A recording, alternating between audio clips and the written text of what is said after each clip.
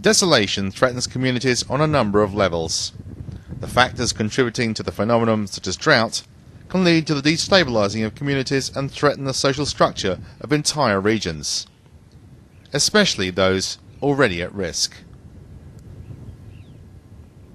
Now you bring in a new factor, climate change. This is going to mean temperatures rising, less water, the cropland is less good, more extreme weather events like hurricanes or cyclones. In general, more pressure upon a society which is already having trouble enough dealing with the current situation, including the remains from the previous armed conflict. That's according to International Alert, a non-governmental organisation founded 20 years ago. Its report lists 102 countries currently at risk of climate change-related violent conflict and instability.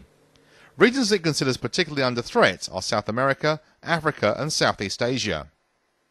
The report finds that since the end of the Cold War, the number of armed conflicts has declined.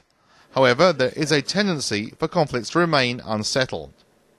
This is where International Alert seeks a role, helping to find solutions, especially through local partnerships. It views this practice as relevant in coping with climate change. And one of the messages of the International Alert report is that the kind of measures which we use in peace building all the time, involving the community into discussing how things should be done, is exactly what's needed in order to develop successful adaptation to climate change.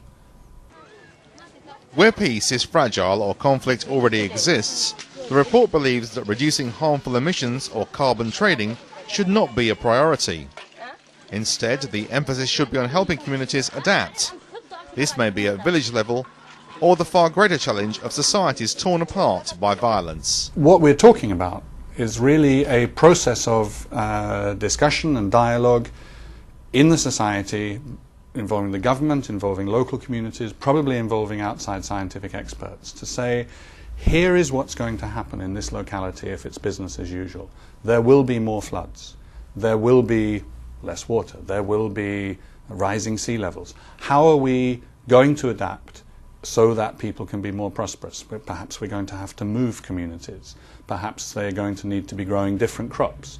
Perhaps they need trading relations with different parts of the country, and so on. But this is all got to be worked out, and worked out in detail, marrying hard science, government authority and local knowledge all together, all in one thing.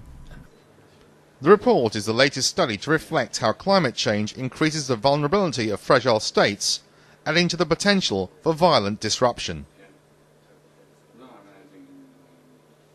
The last thing we want is that climate change becomes seen as being, a foreign invention, dreamed up by people with whom the local community has got nothing to do, and which is going to be dealt with by solutions that are foisted on them by foreign experts with whom they have nothing in common.